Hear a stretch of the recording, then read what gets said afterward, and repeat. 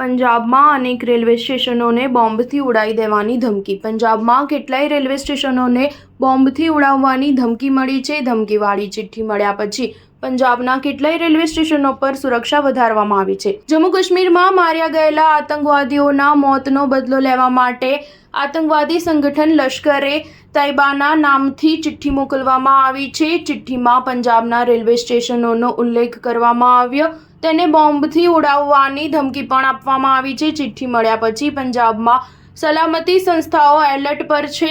બધા રેલવે સ્ટેશનો પર તપાસ કરવામાં આવી રહી છે. આ પહેલા 12 જૂને પંજાબના ચંદીગઢની એક મેન્ટલ હોસ્પિટલને ઈમેલ પર બોમ્બની ધમકી મળી હતી. પછી ખબર પડી હતી કે આ ખોટી ધમકી હતી. પોલીસે જણાવ્યું હતું કે સવારે ઈમેલ મળ્યા પછી દર્દીઓ અને કર્મચારીઓને સલામત સ્થળે લઈ જવાયા હતા. ચકાસણી શરૂ કરવામાં આવી હતી. સંસ્થાના અધિકારીએ દાવો કર્યો હતો કે આ ઈમેલ દિલ્હી અને દક્ષિણ ભારતની હોસ્પિટલોને મોકલવામાં આવ્યો હતો. ચંદીગઢ પોલીસના અધિકારીએ જણાવ્યું હતું કે તેમણે સમગ્ર વિસ્તારની ઘેરાબંધી કરી હતી અને મેન્ટલ હોસ્પિટલના સંકુલની તલસ્પર્શી તલાશી લીધી હતી, પરંતુ કશું મળ્યું ન હતું. સ્ટાર ન્યૂઝ 7 હંમેશા સચ્ચાઈની સાથે.